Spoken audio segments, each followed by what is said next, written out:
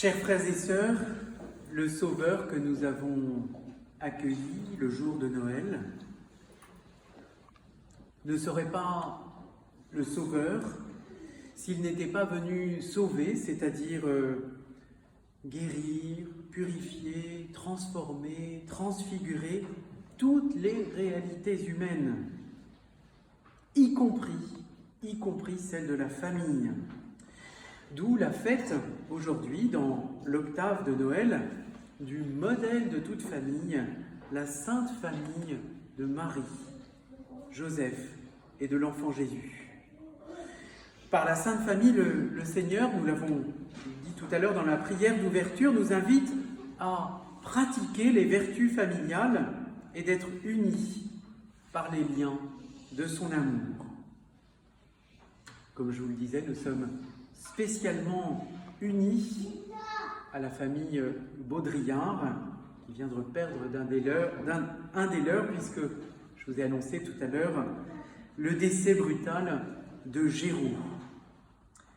Avec lui, avec toutes les familles, il nous faut contempler encore et toujours Jésus, le Verbe fait chair, Dieu fait homme. Pour le dire encore plus spécifiquement, encore plus précisément, c'est tout simplement la deuxième personne de la Trinité qui s'est fait famille, qui s'est fait membre d'une famille, qui s'est fait membre d'une famille humaine. C'est dire l'incomparable lumière que la famille reçoit de l'événement de l'incarnation. Jésus s'est humblement soumis à ses parents, à Marie, à Joseph, nous dit l'Évangile. Il a grandi comme tous les petits-enfants, il a grandi en taille et en sagesse tout au long de cette vie cachée à Nazareth. Vous le savez, confiné dans un rayon non pas d'1 kilomètre, comme sur les attestations du premier confinement, mais dans un rayon de 300 ou 400 mètres. Un tout petit cœur de village, ce village de Nazareth d'il y a 2000 ans. Alors, je nous pose la question, et je vais essayer d'y répondre, quelle est la clé de compréhension des vertus familiales qui sont pratiquées dans la Sainte Famille? Voici, c'est une esquisse de réponse, la clé qui nous permet d'expliquer ces liens d'amour qui se sont développés en son sein, au sein de la Sainte Famille, et qui sont appelés à se déployer dans toutes les familles. Cette clé, c'est en 3 lettres le mot don, D-O-N. Don qui caractérise non seulement la Sainte Famille, mais toute famille proprement chrétienne, qui, comme le disaient les pères de l'Église, est appelée ecclésiola, c'est-à-dire église domestique ou petite église. Et on peut le redire encore une fois concernant Géraud, il y avait 2 familles, sa famille de sang, mais nous sommes aussi vraiment sa famille. Et c'est pour cela que nous l'entourons de toute notre prière. Alors je vous propose à partir de ce mot tout simple de don, un petit parcours dans les textes que nous venons d'entendre pour aller d'Abraham et de Sarah jusqu'à Marie et Joseph, pour aller d'Isaac à Jésus, accueilli par ce vieillard qui avait l'âge de Géraud, à savoir Siméon, au temple. Abraham, vous l'avez entendu dans la première lecture, dans sa détresse, demande à Dieu « Mon Seigneur, que pourrais-tu me donner ? Que pourrais-tu me donner ? Je m'en vais sans enfant. » Et nous le savons, les couples qui, ici, viennent se confier à Sainte Colette, vivent aussi cette épreuve douloureuse. Et quand ils sont exaucés, ils reçoivent l'enfant comme un don immérité et jamais comme un dû. Dieu promet et il accorde le don de la vie à un couple stérile, Abraham et Sarah, la promesse d'une descendance qui s'accomplit après bien des détours. La première lecture est très très brève, mais elle s'étale sur 6 chapitres et sur 25 ans d'attente pour avoir un enfant. Alors on pense bien sûr à tous les détours de cette histoire. Il y a l'union avec Agar, la naissance d'Ismaël, les jalousies entre Sarah et Agar. Pour penser à toutes les épreuves modernes, des couples qui ont recours à la PMA, à la GPA, et j'en passe. Alors il faut noter que cette descendance qui est promise à Abraham ne s'arrête pas à Isaac. C'est bien pour ça que nous lisons cette histoire, comme nous l'avons d'ailleurs relue juste avant Noël, en relisant la descendance, la généalogie, qui est au début de l'évangile selon saint Matthieu.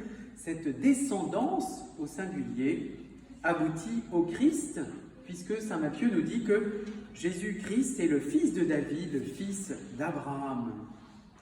C'est précisément cette histoire aussi que l'auteur de la lettre aux Hébreux reprend dans la deuxième lecture. Il fait, vous le savez, il fait l'éloge d'un certain nombre d'anciens, de patriarches, de prophètes, etc., qui se sont illustrés par leur foi. Et il souligne en particulier que le vieux patriarche, toujours notre Abraham, va accepter d'offrir en sacrifice, c'est-à-dire de redonner, de donner à nouveau son fils unique. Non mais imaginez, c'est quand même le bien le plus précieux, son fils unique, il va accepter de l'offrir à celui-là même qu'il lui a donné.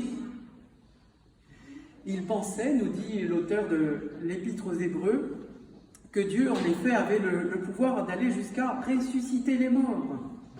Et nous dit l'auteur de cette lettre, c'était une préfiguration. En effet, quand on pense au sacrifice d'Isaac, on le lit, nous chrétiens, on le lit ce passage précisément dans la nuit de Pâques.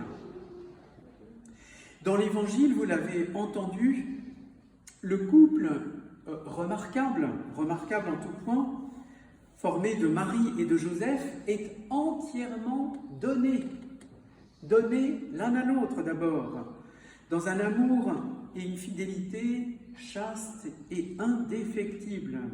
Ils sont aussi évidemment donnés à Dieu dans la prière et aussi donnés dans l'accomplissement de la loi, puisque le 40e jour, c'est ce que nous raconte l'Évangile et ce que nous réentendrons, c'est pour ça que je ne m'étends pas trop longuement là-dessus, nous le réentendrons évidemment le 2 février, pour la Chandeleur, la fête de la présentation. Ils accomplissent la loi en présentant leur fils premier-né au temple. Alors, cet épisode rappelle évidemment le salut des premiers-nés lorsqu'ils sont sortis d'Égypte, lors de l'Exode. Mais cela rappelle aussi, cela annonce déjà aussi le mystère pascal. Ce don, en effet, ce don qui est fait par les parents de Jésus au Seigneur au temple, ce don est accueilli par un vieillard, par le vieillard Siméon, qui représente toute la foi, toute l'espérance d'Israël. Pour lui, ce salut, cette consolation tant attendue, est lumière pour éclairer les nations et gloire de son peuple Israël. Si je vous dis cela, c'est bien parce que ce don n'est pas réservé aux parents.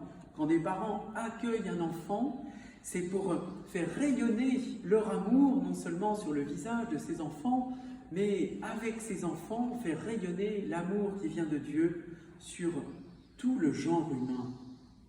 Dire ainsi la famille, le couple, l'enfant en termes de dons, c'est rappeler, comme le faisait Jean-Paul II, les missions de la famille. Je vous les redis, elles sont au nombre de 4, et elles disent vraiment comment, dans la famille, on se donne. D'abord, il y a le don mutuel des époux pour la formation de cette communauté de personnes qu'est le couple. Ensuite, il y a le service de la vie donnée aux enfants et leur éducation.